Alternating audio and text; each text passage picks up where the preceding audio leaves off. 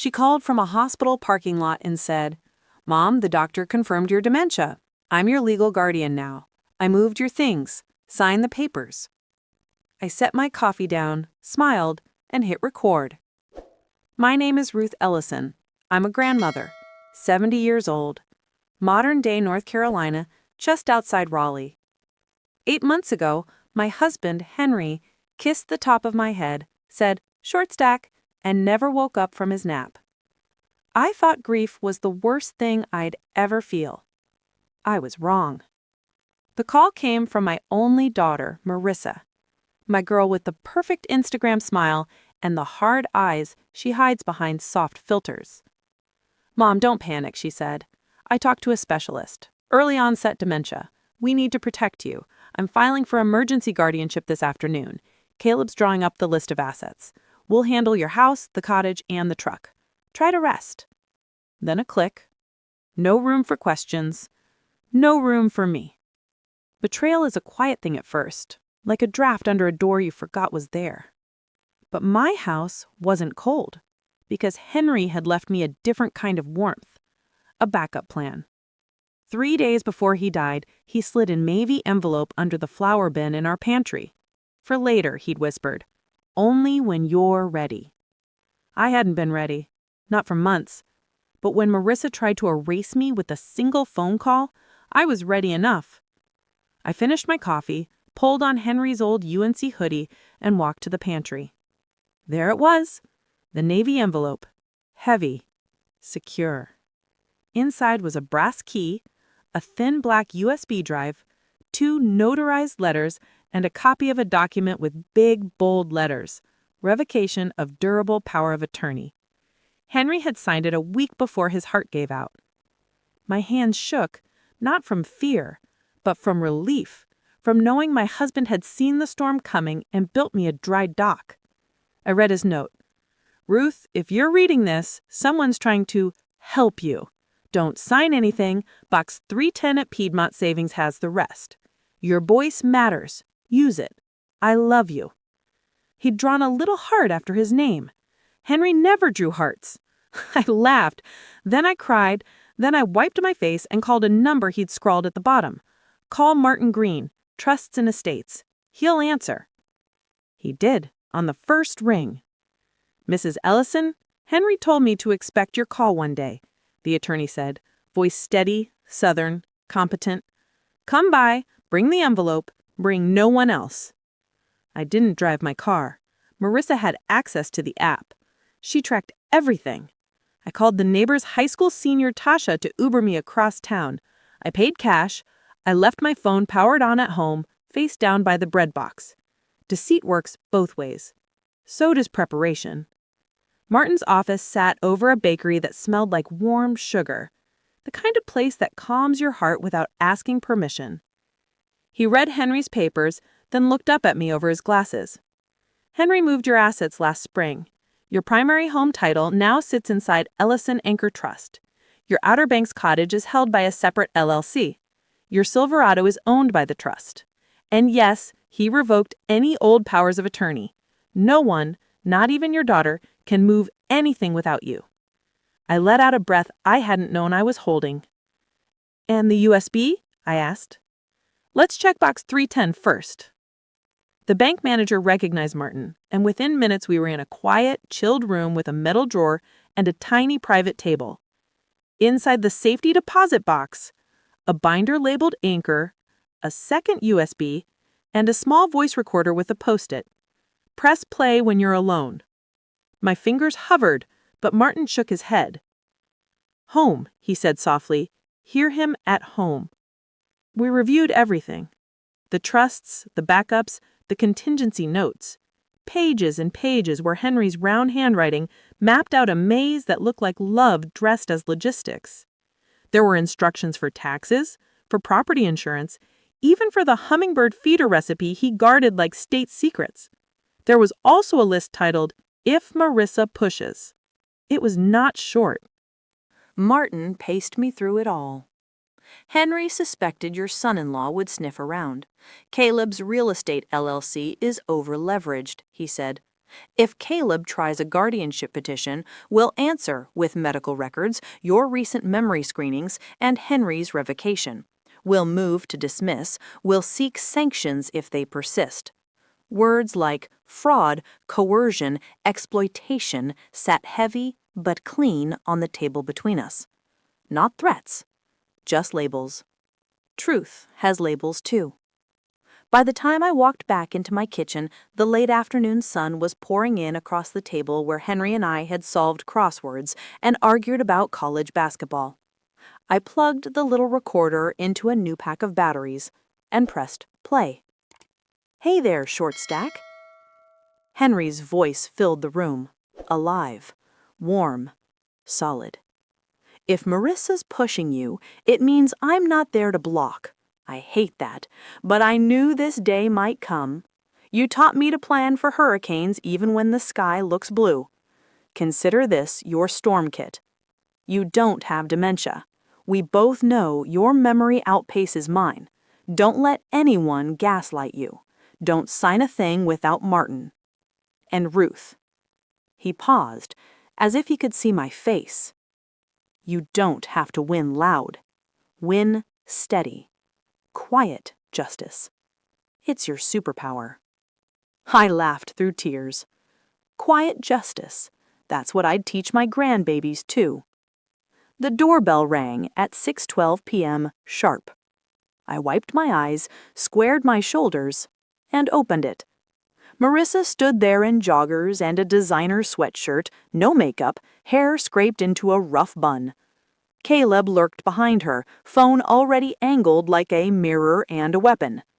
"Mom," she said, stepping past me without an invitation. "We need to get this done. I brought the forms. Temporary guardianship for now. The judge will make it permanent next week. You'll thank me later."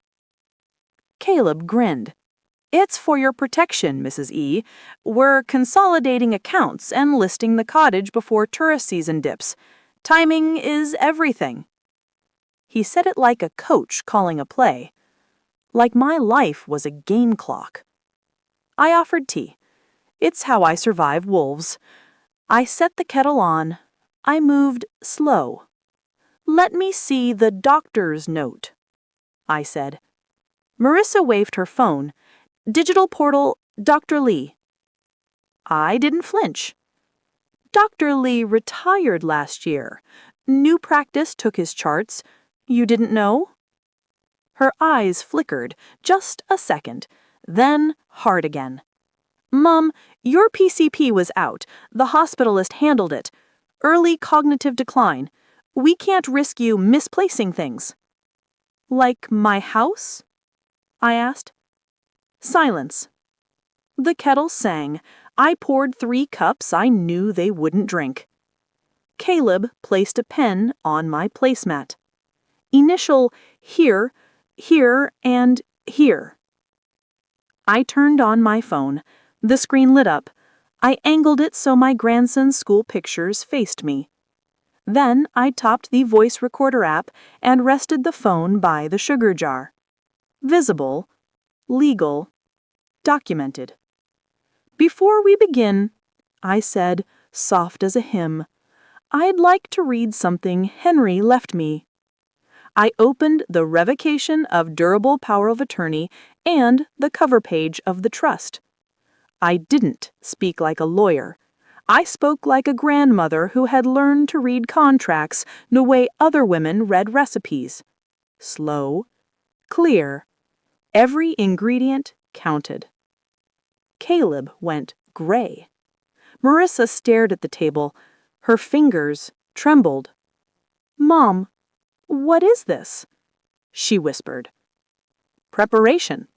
Your father's last gift." Caleb recovered first. He smiled without his eyes. "Cute, but the court can still appoint a guardian if there's cognitive decline.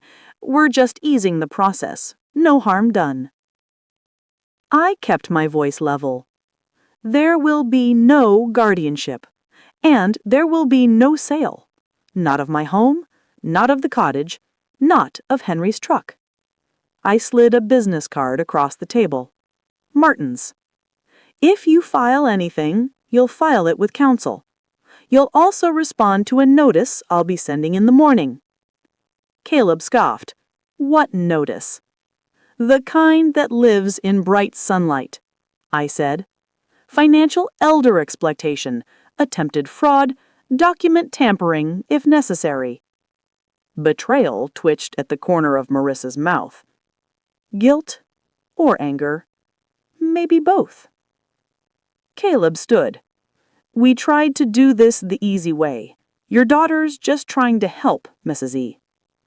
"Help doesn't start with a lie," I said. "Help doesn't begin with a power grab." He opened his mouth. I lifted my phone, tapped the screen, and let him see the red recording bar. He closed it. They left with their unsigned papers and their tight shoulders. I locked the door, then leaned my forehead against the cool wood. My hands shook again, but not from fear, from adrenaline, from the weight of choosing myself. My phone buzzed minutes later, a text from an unknown number. "This is Nurse Jamie from Wake General. There is no dementia diagnosis on file for you, Miss Ellison. Someone called earlier asking how to get capacity language. We declined. Thought you should know." Quiet Justice smiled at me from the screen. I set up 2 cameras before bed, one in the living room, one tucked near the back door. I changed the Wi-Fi password. I called my bank and added voice verification. I moved a small sliver of liquid funds from the trust into an account only I could touch. Then I printed a photo of Henry and me on the Outer Banks cottage porch. I taped it to the fridge, a lighthouse in paper form. At 11:57 p.m., my doorbell chimed again. I checked the porch camera. No one stood there, just the dark swing and a wind chime shaped like little copper circles. Then a shadow moved at the side gate. Caleb had always believed timing was everything. So did I. I called 911 and spoke in a voice as steady as a prayer. "There's someone in my side yard," I said. "My name is Ruth Ellison. I am 70. I am alone. I have cameras rolling." The dispatcher told me to stay on the line. The officer arrived in 6 minutes. The shadow was gone by then, but the camera had him. Hoodie, shoes, his walk. Quiet Justice is patient. I didn't sleep after that. I set a chair by the window and watched dawn roll in, slow as honey. The first hummingbird of the season dipped at the feeder Henry had labeled April Formula.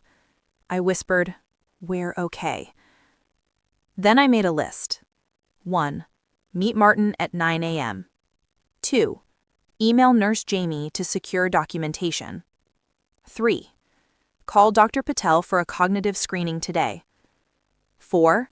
Change the cottage alarm codes. 5. Call my grandson Theo and ask about his robotics team. Because grief had taken my husband, but betrayal would not take my mind, not my voice, not my home. Before I left for Martin's office, I texted Marissa, "I love you. I always will. But I will protect myself. We can talk, with a third party present, on Friday at 2. I pressed send. My hands didn't shake. Henry was right. I didn't have to win loud. I just had to win steady. If you're still with me, you already know this isn't just a story about money. It's about gaslighting, exploitation, the kind of family betrayal that steals your name before it steals your house. What came next shocked even me. Before I continue, hit subscribe if you believe quiet justice is still justice. Turn on the bell so you don't miss what I did the next morning. And tell me in the comments, have you ever been helped in a way that felt like control? She stood in my driveway that morning with sunglasses hiding puffy eyes and a box of muffins. I almost didn't open the door until I saw she'd brought my favorite, lemon poppy seed. "Mom," she said, voice too sweet, too slow. "I wanted to apologize about yesterday. Caleb was just stressed. We didn't mean to upset you." I smiled. "Sweetheart, you didn't upset me. You educated me." Marissa blinked, confused, then followed me inside. I noticed she kept glancing at the cameras I'd installed, tiny red dots glowing near the ceiling. She tried to sound casual. New security? Yes, I said, pouring coffee. You never know when you'll need evidence for peace of mind. She didn't touch her cup. Mom, she said finally, you know we'd never hurt you. I want to make sure you're taken care of, with Dad gone and all. Her voice cracked on Dad. Maybe it was real grief, maybe rehearsed. Marissa, do you know what guardianship really means? She hesitated. It's just paperwork, so I can help with things. No, I said. It means a judge declares me incapable of making my own decisions. It means you control my home, my medical care, my accounts. It means you can lock me away somewhere quiet and call it protection. The silence stretched like rubber about to snap. She looked down at her nails, perfect shell pink. You make it sound awful. It is awful, I said, when the person doing it says they love you. She didn't argue, just picked at her muffin until crumbs dotted my table. Then she said quietly, Caleb wants to meet you again, just to smooth things over. I laughed softly. I'm sure he does. Before she could press, my phone buzzed. It was Martin. I excused myself and stepped onto the porch. Mrs. Ellison, he said, good news and bad. The good, we filed notice with the clerk's office revoking any pre-existing powers of attorney. The bad, Caleb filed a guardianship petition this morning. He's claiming cognitive decline and financial confusion. I felt my stomach drop. Already? Yes, but we'll answer it. And Mrs. Ellison, he included your daughter as co-petitioner. I closed my eyes. I shouldn't have been surprised.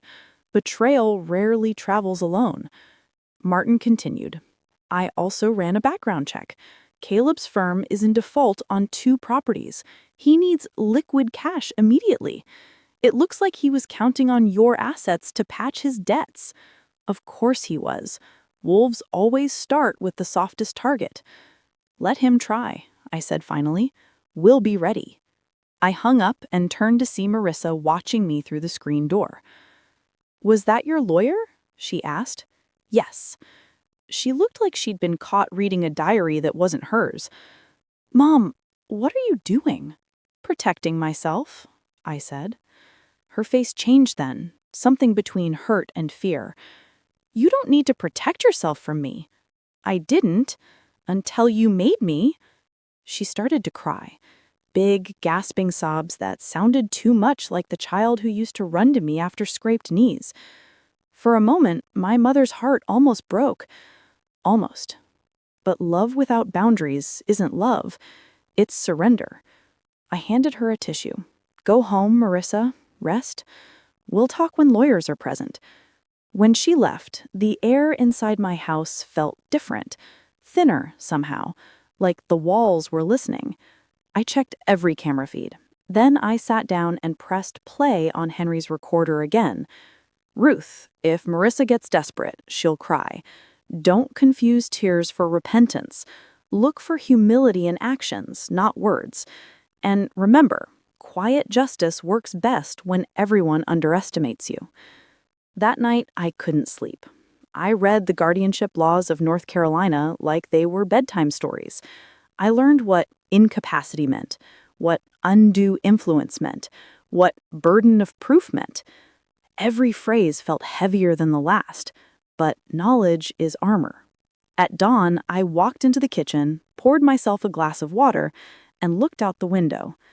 2 police cruisers pulled into my driveway. I opened the door before they could knock. Mrs. Ellison? One officer asked politely.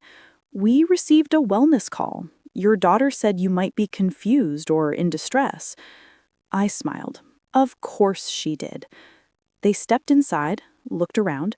My house was spotless, my breakfast laid out neatly, my medication in labeled containers.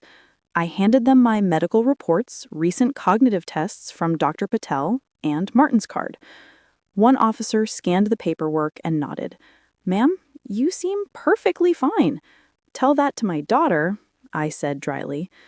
As they left, one of them whispered, "You'd be surprised how often we see this, ma'am. Adult kids thinking they can grab what's left before the ink dries."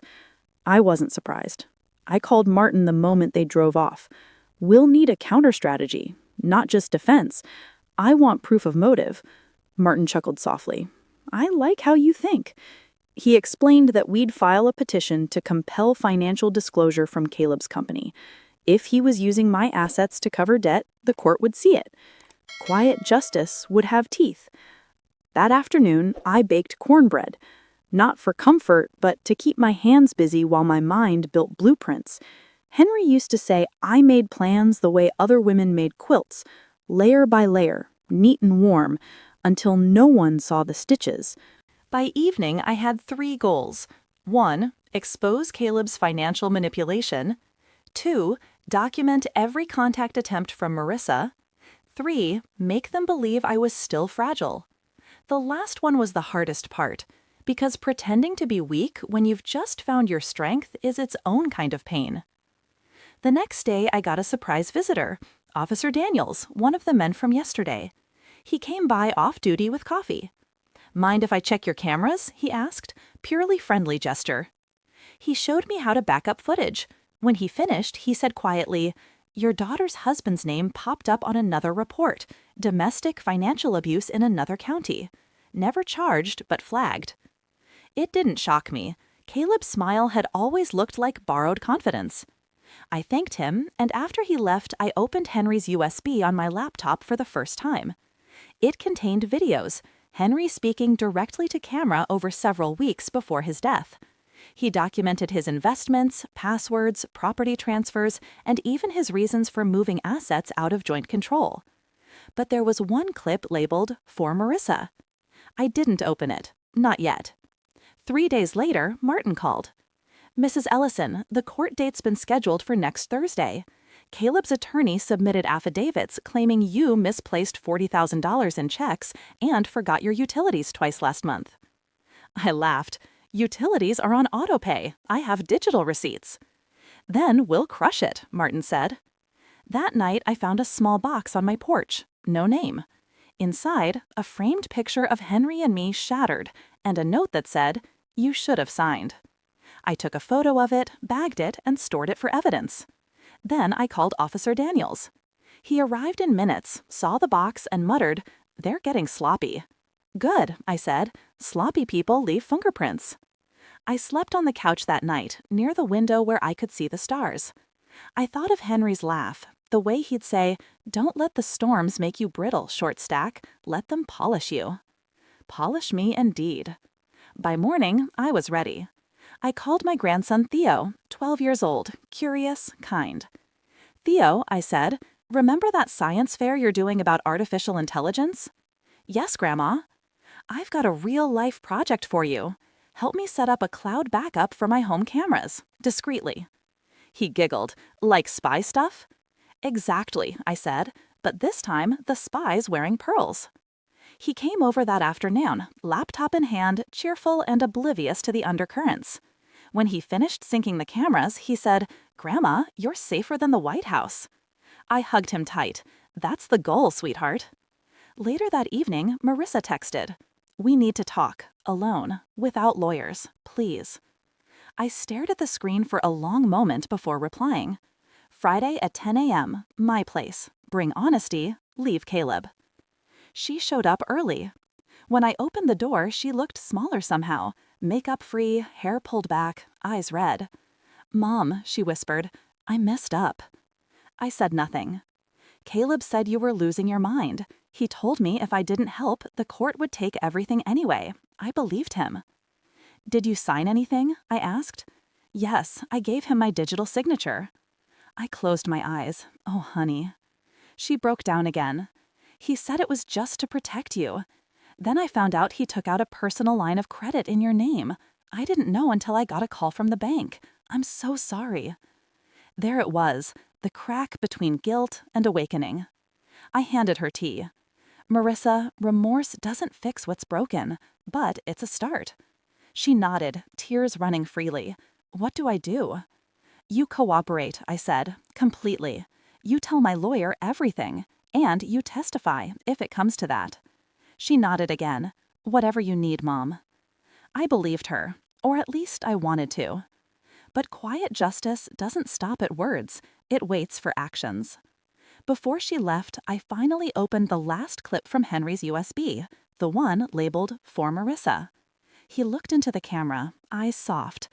Marissa, if you're seeing this, it means your mother's fighting a battle I hoped she'd never face. You were raised on love, not greed.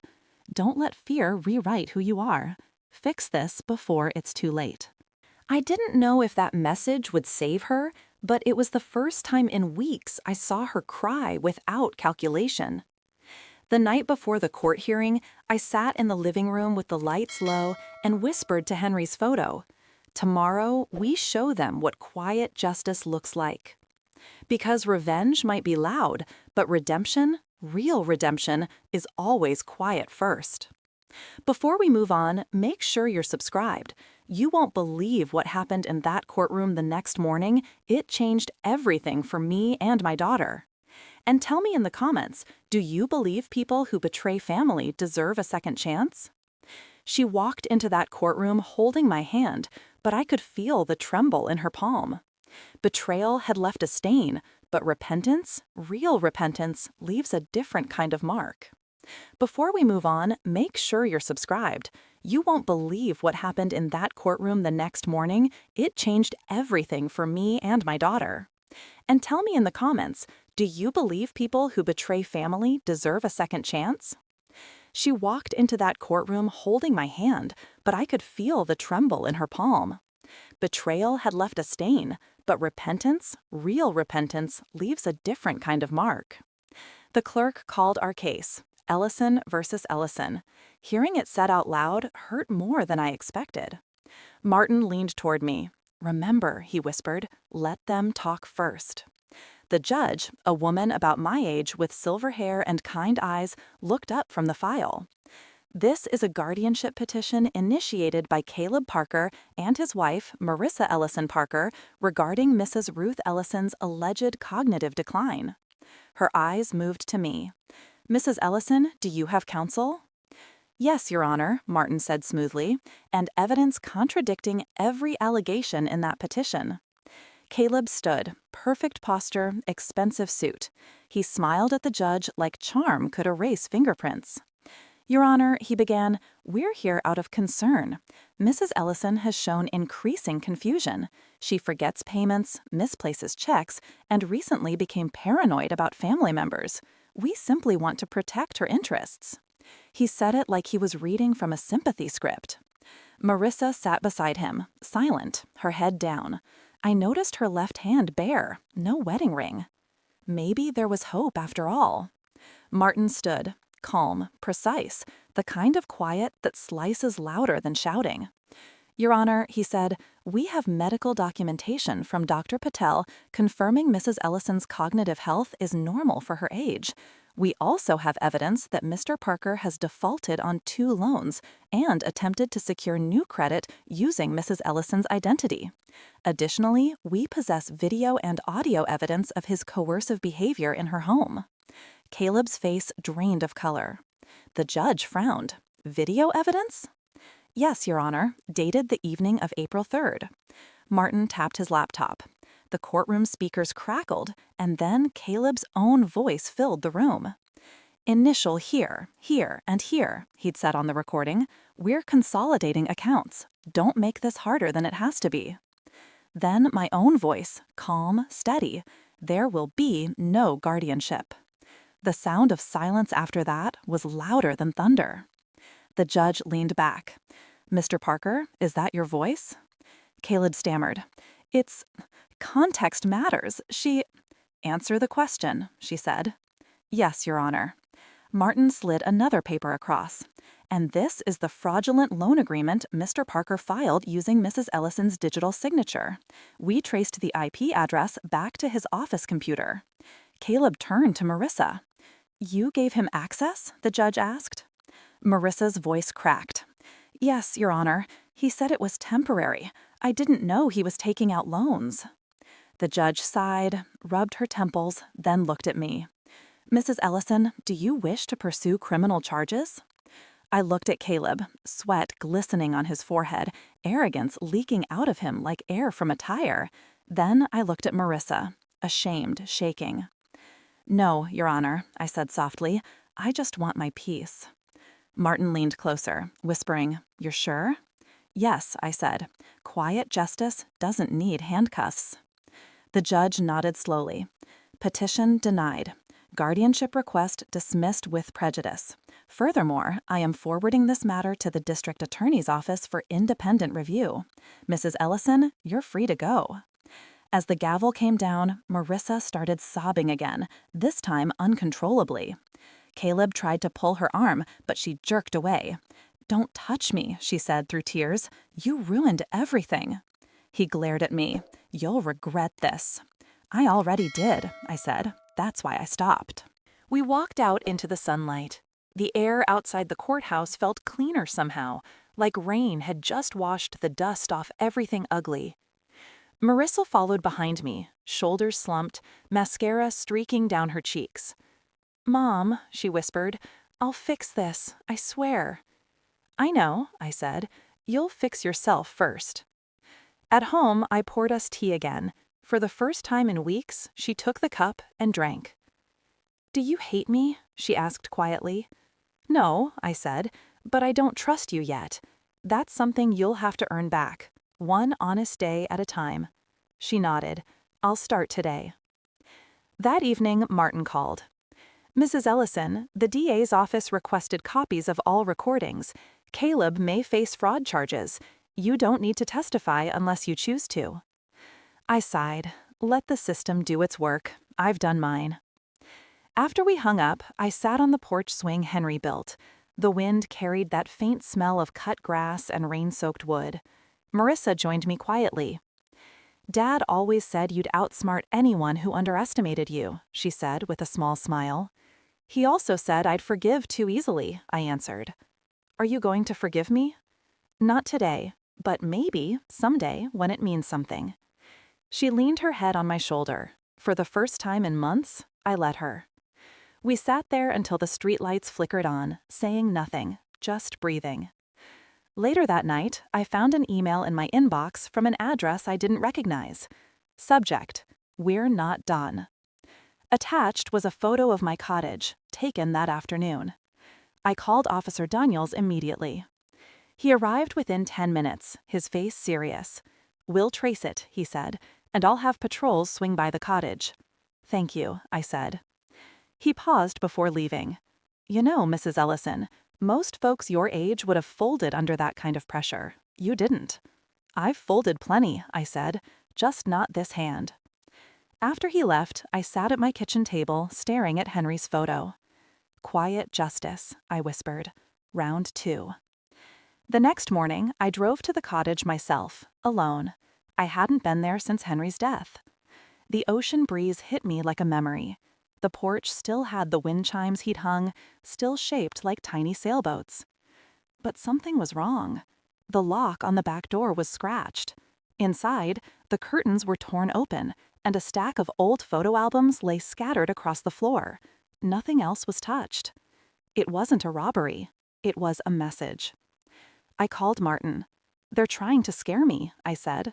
Then let's scare them back, with truth, he replied. We installed cameras inside the cottage, changed every code, and filed a restraining order against Caleb. But that night, as I drove home, headlights followed me for nearly 6 miles before turning off. Fear sat beside me like an old friend, but courage was driving. At home, Marissa met me at the door. Mom, what's wrong? Your husband doesn't know how to quit, I said. He's not my husband anymore. I called my lawyer. I'm filing for divorce. For a moment, I just stared at her. Are you sure? Yes, she said. I finally see who he is, who I've been. I believed her this time. Her voice didn't shake. That night, I sent Martin one more email. Let's file a counterclaim for damages. It's time they see what it costs to weaponize family. When I went to bed, I replayed Henry's last message one more time. Short stack. if they ever try to take what we built, remember, money isn't the inheritance, strength is. The next morning, I woke up before sunrise, poured my coffee, and opened my notebook. I titled a new page, What Comes Next? Because survival isn't the end of betrayal stories, it's just the start of rebuilding. And I wasn't finished.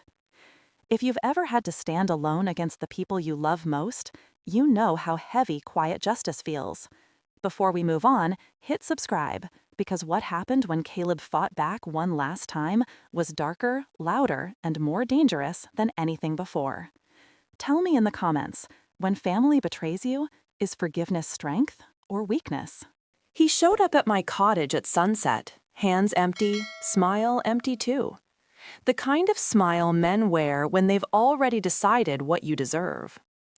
I saw him through the security feed first, standing by the porch railing, pretending to admire the view. My phone buzzed with the motion alert before he even knocked. I pressed record. Then I opened the door. "Evening, Caleb." He grinned like a salesman who'd memorized my weaknesses. "Mrs. Ellison, thought I'd drop by and clear the air. We're family after all." "Family doesn't send threats by email," I said. His grin faltered. Oh, come on, you know how the internet is." "I do," I said, which is why I forwarded everything to the police. He stepped closer. "You don't have to do this, Ruth. You could make this all disappear. Withdraw the complaint, unfreeze the accounts, and I'll walk away quietly." "Unfreeze?" I said. "You mean the accounts Henry put in a trust to protect from people exactly like you?" He chuckled low. "You're sharper than you look." "I've heard that before," I said, usually from men about to regret it. He leaned against the doorway, lowering his voice. "You think you won today, but judges rotate, DAs change, paper trails fade. You're old, Mrs. Ellison. You'll blink, and someone else will rewrite the story." "Maybe," I said, "but not while I'm still breathing."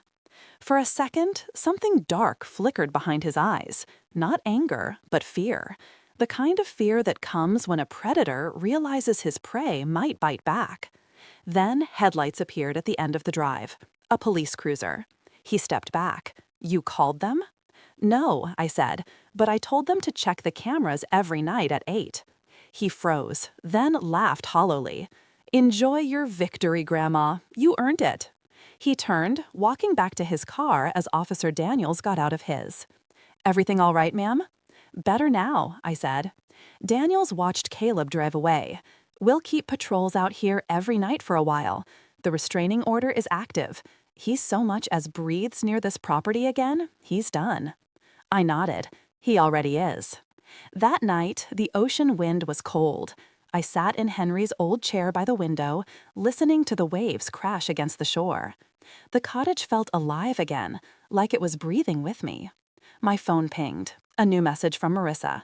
"Mom, can we talk? Please. I found something. It's about Dad." I hesitated, then called her back. She sounded shaken. "I was cleaning the attic and found an envelope in Dad's toolbox. It has your name on it, and a photo of a woman I've never seen before." My stomach dropped. "A woman?" "Yes. The letter says she's someone he helped years ago. There's money attached, a cashier's check for $80,000. Mom, did you know about this?" I hadn't. Henry had planned for everything except for this. I told her to bring it over in the morning, but that night I didn't sleep. I kept thinking about Henry's voice, his calm, his kindness. What had he hidden and why? By sunrise, Marissa was at my door, coffee in one hand, the envelope in the other. "I didn't open the letter," she said. "I thought you should." We sat at the kitchen table. I unfolded the paper carefully. Henry's handwriting was unmistakable. "Ruth, if you're reading this, it means there's one truth I didn't share. Years ago, when we were saving for the cottage, I loaned money to a young woman named Lila Morrison. She was a single mother trying to escape a dangerous man. I promised not to tell anyone. I invested the money for her and managed it quietly through the years. The account is still active. If anything happens to me, deliver the check to her. She'll know what to do." Henry had left compassion in the margins of our life, even while hiding it like a secret. Marissa whispered, "You think she's still alive?" "I don't know," I said, "but if she is, we'll find her." Later that afternoon, Martin called. "Mrs. Ellison, Caleb's been arrested. Attempted intimidation and fraud. The DA's pressing charges. He won't bother you again." I exhaled, but it didn't feel like relief, more like the closing of a chapter that had already burned.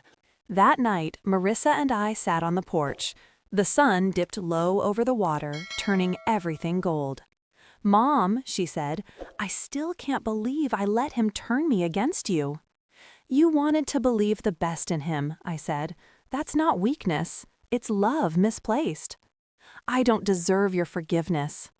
"Maybe not yet," I said, "but you can earn it." We talked about Leela, about Henry's kindness, about what it meant to help someone without telling the world you had.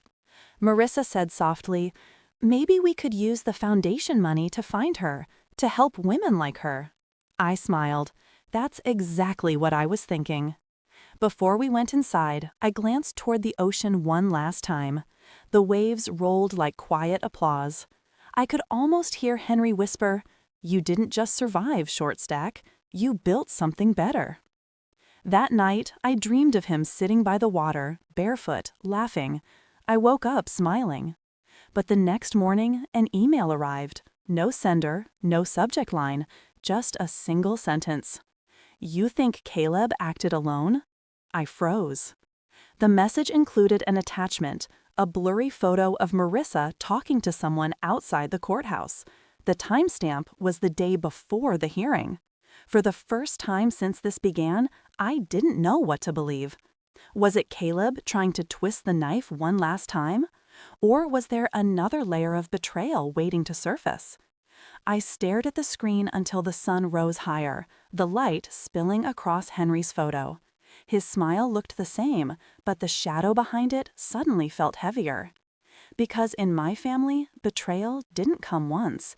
It came in waves, and I could feel another one coming.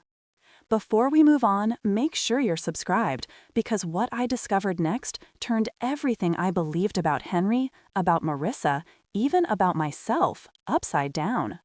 And tell me in the comments, if you found out someone you love had kept a secret this big, would you forgive them or dig until you knew everything? She was standing in my kitchen when I opened the email. The morning light hit her face just right, enough to show the fear she was trying to hide. "Mom, what's wrong?" Marissa asked. I turned my laptop toward her. The photo glowed between us, her standing outside the courthouse talking to a man in a gray suit. The timestamp matched the day before the hearing. Her lips parted. That's Dr. Carter." "Who?" "My friend from work. He's a psychologist. I went to him for advice. About you." It didn't make sense. Advice about me? She nodded quickly. "I was scared, Mom. Caleb kept saying you were losing touch with reality. I wanted to know if it was true. Dr. Carter offered to meet me at the courthouse." Her voice trembled. "That's all it was, I swear." The ache in my chest felt familiar, that dull sting between doubt and hope. "And he told you what?"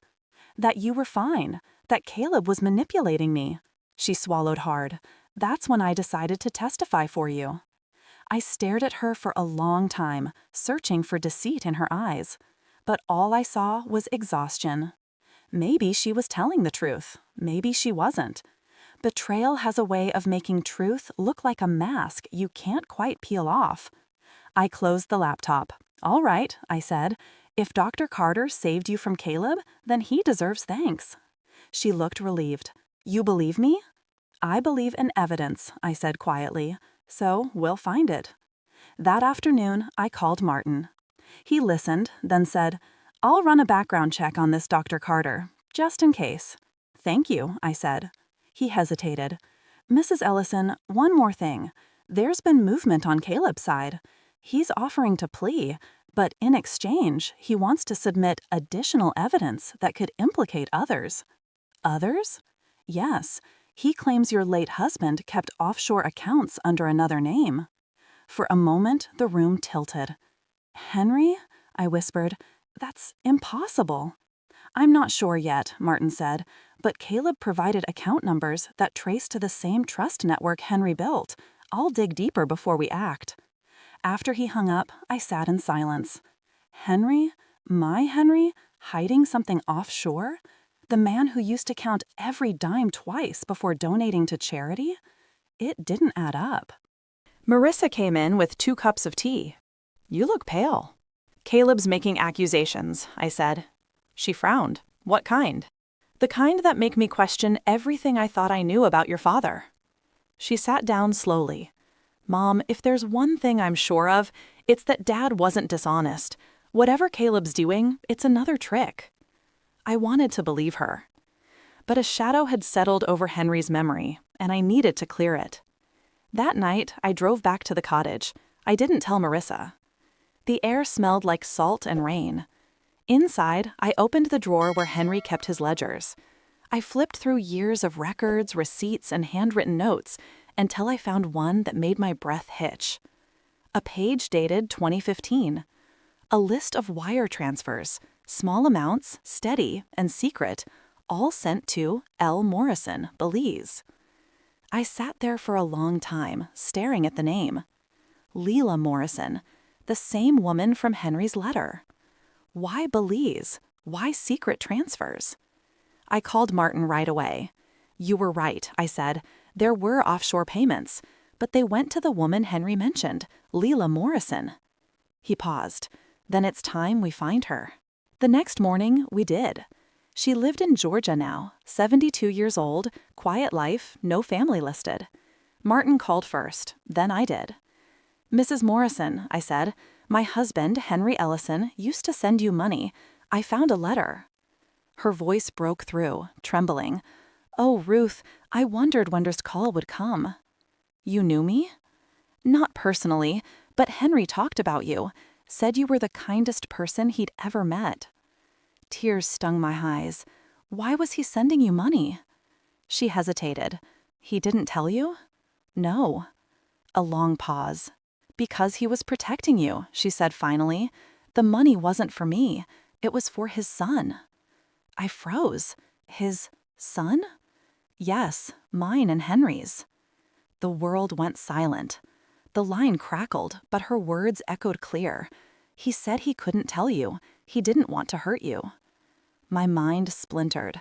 Decades of memories, anniversaries, morning coffee, his gentle eyes, all replayed with new, brutal context.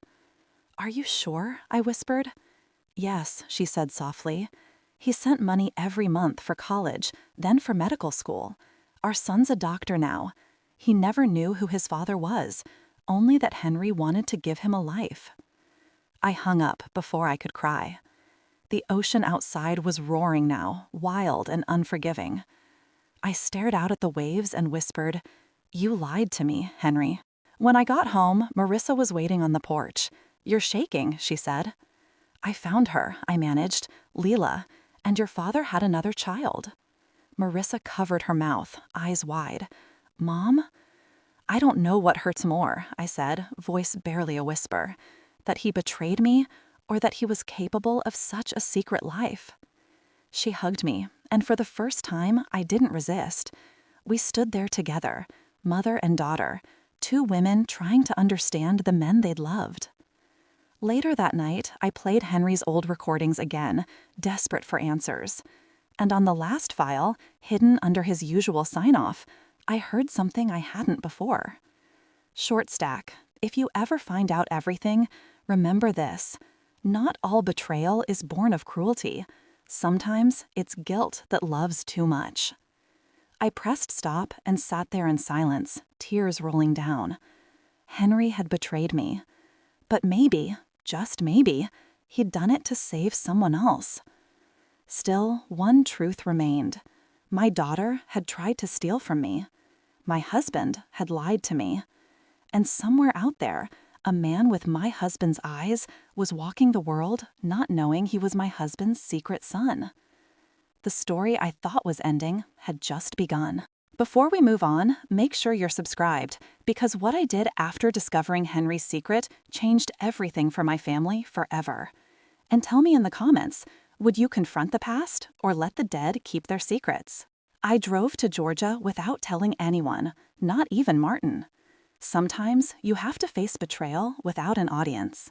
The drive was long and quiet, just me and the steady hum of tires against the highway. The world outside rolled by in shades of green and gray, like the calm before confession. When I pulled into the small town of Valdosta, the air felt heavy with summer rain, the kind of air that smelled like truth before it broke. Leila Morrison's house sat on a quiet street lined with pecan trees. She opened the door before I even knocked. Her hair was silver like mine, but her eyes carried the kind of sorrow only women who've loved the same man could recognize. "Ruth," she said softly, "you came."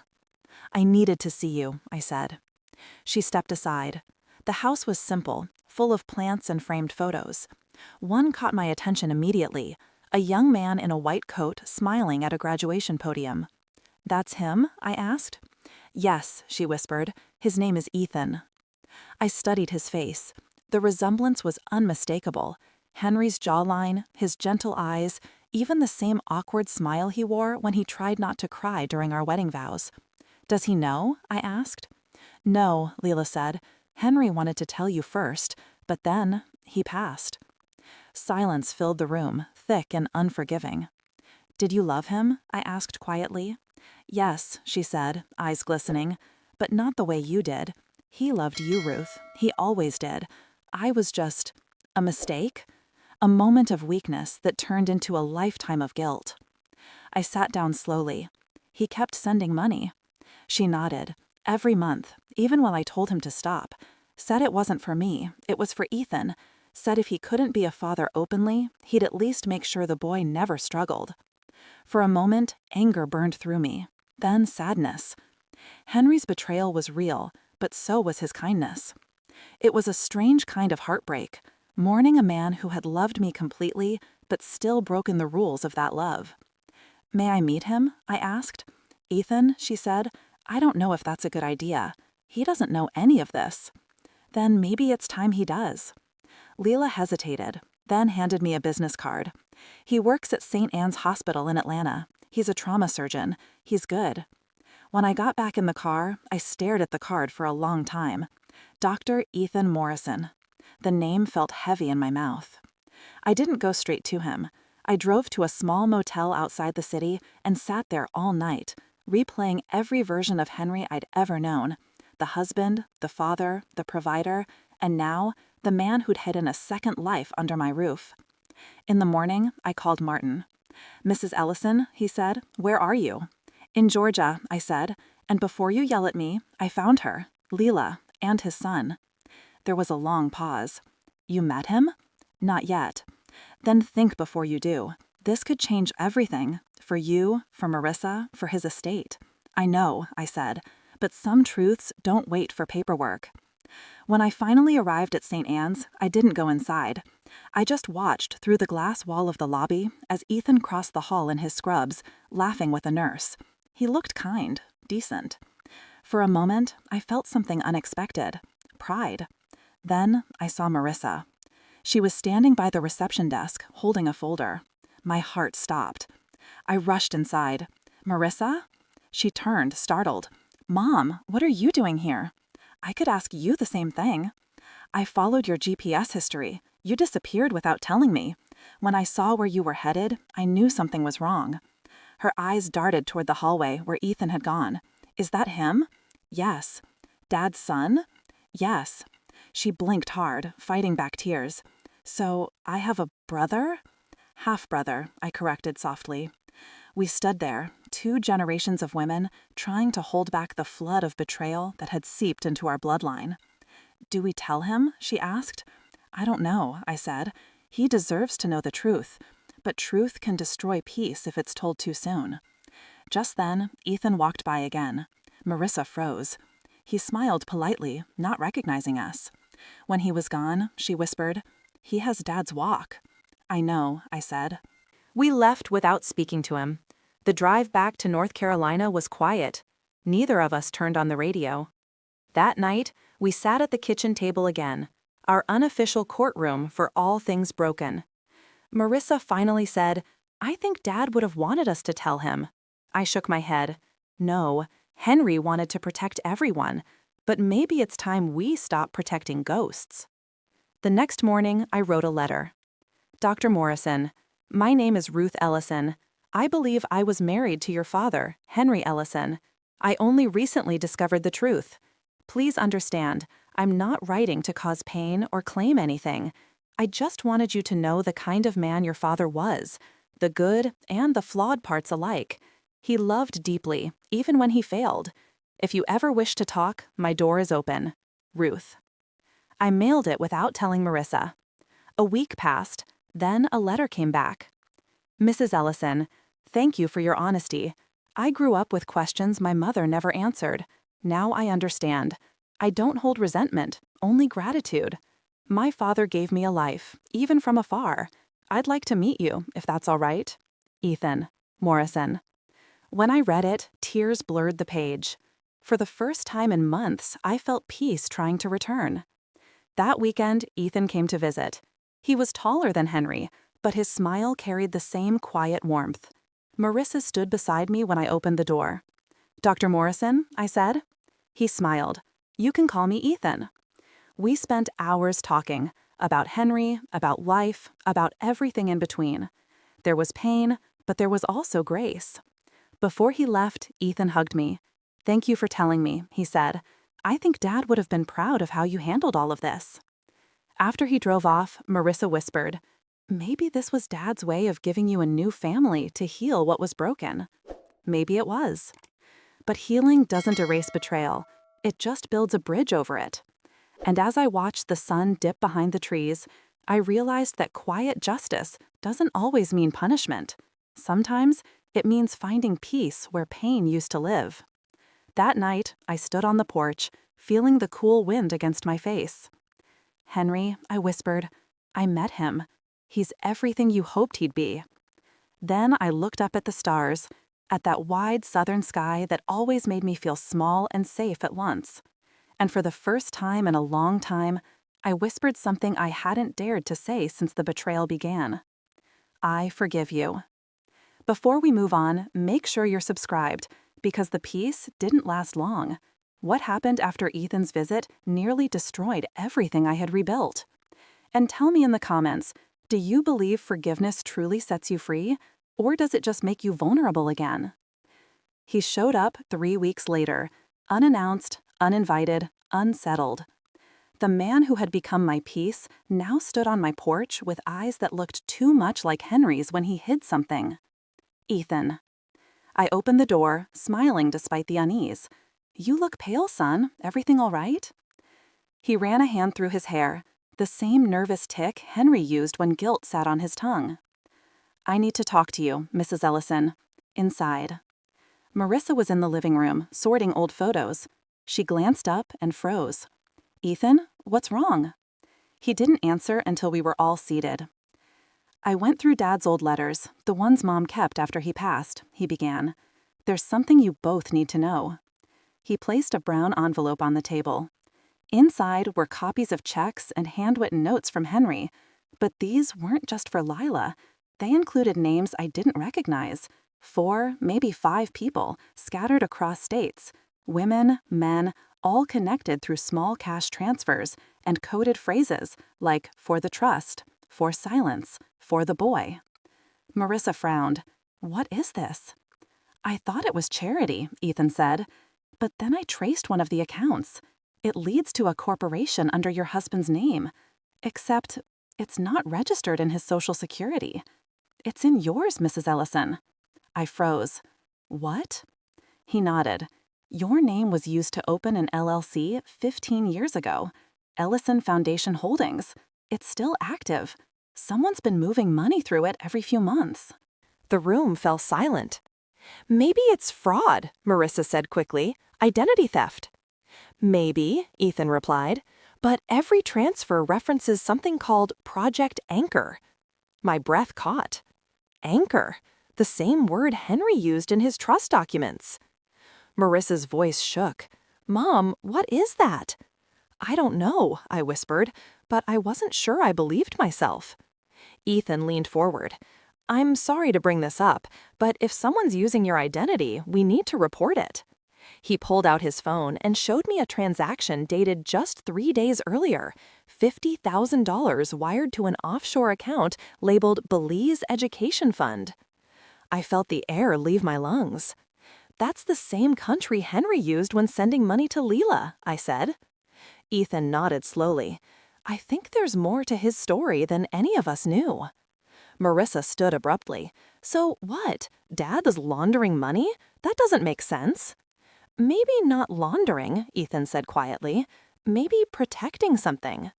My phone buzzed right then. An unknown number, blocked caller ID. I answered cautiously. Hello? A man's voice, calm and deep. Mrs. Ellison, stop digging. You're opening things your husband sealed for a reason. Who is this? I demanded. You'll find out soon enough, the voice said, then hung up. The silence that followed was heavier than before. Ethan looked alarmed. Who was that? I don't know, I said, but it sounded like a warning. That night, sleep refused to come. I sat at the kitchen table, flipping through the copies Ethan had brought. One paper stood out, a letter addressed to R.E. to be read only if anchor is breached. It was unsigned, but written in Henry's handwriting. Ruth, if you're reading this, then what I feared has happened. Project Anchor wasn't just a trust. It was protection for people who couldn't protect themselves. Money moved quietly, under your name, because you were the only one they'd never suspect.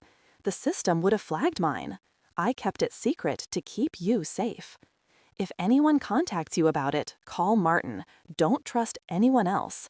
And don't believe everything you hear about me. I sat there until dawn, the letter trembling in my hands. Henry had used my identity, yes, but he'd also used it to protect others, to shelter funds for women and children escaping violence, much like Leela once had. When Marissa woke, she found me at the table, still staring at the letter. Mom, she whispered, what is all this? It's Henry's last secret, I said, and maybe his redemption. Ethan joined us that morning. We decided to call Martin. When he arrived, he studied the documents, frowning. This explains everything, he said. The offshore accounts, the Belize transfers, the anonymous trust clauses. Your husband created a covert charity, illegal by IRS standards, but morally complicated. So the money's not stolen, I asked. No, it's helping real people, but it's also a legal nightmare. Marissa sighed. And now it's under Mom's name. Exactly, Martin said. If federal investigators find it before we clarify, it could look like you're hiding assets. We need to report it ourselves, fast. Ethan nodded. I'll help. I have contacts at St. Anne's legal department. We spent the day gathering every piece of documentation, letters, ledgers, receipts. The deeper we dug, the clearer it became. Henry had built something enormous and dangerous, but all for the sake of compassion. By nightfall, exhaustion settled over us. Marissa was in the living room, Ethan reviewing documents beside her. I brewed coffee, watching them talk quietly, strangers slowly becoming siblings under the same shadow of one man's choices. Then the power went out. The house plunged into darkness. I heard glass break in the back. Marissa screamed. I grabbed the flashlight and turned toward the noise, a figure running through the hallway, fast, dark, and silent. Ethan, I yelled. He rushed toward the back door, but the intruder was already gone. Only the screen door swung open, tapping against the frame. Mom, are you okay? Marissa cried. I'm fine, I said, though my heart was racing. Check the cameras. Ethan opened the app on his phone. Static. Every feed had been cut. Whoever it was, they knew where to look. We called Officer Daniels. He arrived within minutes, flashlight scanning every window. Looks like someone disabled your Wi-Fi and power junction from outside, he said. This was planned. I showed him the letter, the files, the warning call. He frowned. Mrs. Ellison, you might be dealing with more than family betrayal now. Whatever your husband started, someone else wants it buried. He stationed a patrol car outside and promised extra watch. That night, none of us slept. The house hummed with fear. At 3 a.m., I walked to the window and whispered, "Henry, what have you done?" The wind answered like the ocean used to, calm but hiding something beneath the surface, because betrayal had changed forms again. It wasn't just family anymore. It was legacy, and someone out there wanted it silenced. Before we move on, make sure you're subscribed, because what happened next dragged my family into something far bigger than betrayal. Tell me in the comments, if you found out the person you loved had broken the law for good reasons, would you defend them or expose the truth? The morning after the break-in, I stood by the window watching the police lights fade into the mist. I thought the story was finally over, but I was wrong. It was just changing hands. Marissa sat at the table, clutching her coffee like it was the only thing keeping her grounded. Ethan paced near the doorway, phone to his ear, talking to someone from St. Anne's legal department. When he hung up, he looked at me. "Mom," he said, and it was the first time he'd called me that. "They found something."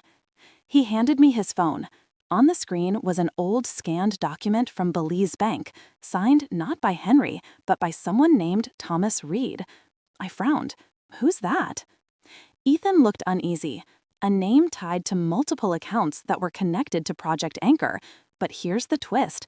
It's an alias, registered to your husband's social security number. Henry again. Always Henry. Always 2 steps ahead and one truth behind. Martin arrived not long after, briefcase in hand, expression grim. I've confirmed the same thing. Thomas Reed was Henry. But those accounts weren't just for charity. They were used to protect witness identities in domestic abuse cases, some under federal seal. That's why someone doesn't want this exposed. Marissa's eyes widened. "You mean the people in those letters?" "Were victims," Martin said. "Henry was helping them disappear legally, giving them new starts.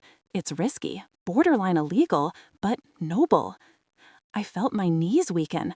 He carried all that alone? Martin nodded. And now someone else is trying to erase it all. If these records go public, it could unravel dozens of people's new lives. Ethan spoke softly. "Then we keep it hidden." I shook my head. "No, we protect them, but we do it the right way." We spent that day scanning, encrypting, and sealing every record into a digital vault. Ethan set up multiple backups across cloud servers, all under encrypted medical privacy layers. But as we worked, I couldn't shake the feeling that someone was still watching. At dusk, Officer Daniels knocked on the door again. His face was tight. "Mrs. Ellison, we picked up a man near your property. He claims he was hired to retrieve sensitive documents. Cash payment, no ID." My stomach turned. Who hired him? He wouldn't say, but he mentioned one name, Carter. Marissa's cup slipped from her hand, shattering on the floor. "Dr. Carter?" I asked. "The man you met before the hearing?" She nodded slowly, color draining from her face. Daniels continued, "He's not a licensed psychologist. He lost his credentials years ago for falsifying patient records. Looks like he reinvented himself and found his way into something much bigger." It all clicked. The mysterious phone call, the break-in, the way the cameras were cut cleanly, not smashed. Dr. Carter had been after Project Anchor all along, and he'd used Marissa to find me. "Officer," I said quietly, "I want to file a formal complaint and request protective surveillance." "You'll have it," he promised. After he left, Marissa sat trembling. "Mom, I didn't know. I swear I didn't know who he really was." "I believe you," I said, "because now I see his kind clearly." That night, I couldn't rest. I listened to the rain hammer the windows, and Henry's last words replaying in my mind. "Don't believe everything you hear about me." He'd known this day would come, and maybe, in some twisted way, he'd trusted me to finish what he started. By morning, Martin had arranged a meeting with a federal contact, someone who could quietly secure the files without exposing the victims. Ethan drove us to Raleigh. Marissa sat in the back seat, silent, eyes fixed on the clouds. When we arrived, the agent, a woman named Mrs. Harris, took one look at the sealed drive and said, "You have no idea what you've been protecting, do you?" Maybe not, I said, but my husband did. She smiled faintly. Then he was one of the good ones. Don't worry, we'll make sure this stays buried where it belongs. As we left the building, the tension in my chest finally cracked. Marissa exhaled shakily. It's over. Almost, I said. Because closure isn't when the truth ends, it's when it stops hurting. That evening, back at home, we sat around the dinner table. No papers, no lawyers, no secrets, just family. Ethan passed the potatoes to Marissa. They laughed about something simple, something human. For a moment, it felt like peace had finally decided to stay. I looked around that table, at the daughter who'd betrayed me but found her way back, and the son I hadn't known existed but now carried Henry's gentleness in every word, and I realized something profound. Betrayal had built this family, but forgiveness was holding it together. After dinner, I walked to the porch one last time. The sky was clear, the air still. I whispered, "Henry, your secrets are safe, and your family, broken as we were, has found its way home." A soft wind brushed my face. Maybe it was coincidence. Maybe it was him. I turned back inside, locking the door, not from fear, but from closure. The past would stay where it belonged. But I had learned something I would carry for the rest of my life. That sometimes betrayal is just love wearing a mask too heavy to hold. And justice, the quiet kind, doesn't always punish. Sometimes it protects. If you're still here, thank you for listening to my story. Don't forget to subscribe, because next week I'll share how I rebuilt my life after the truth came out. And tell me in the comments, do you think secrets like Henry's should stay buried, or should truth always find the light?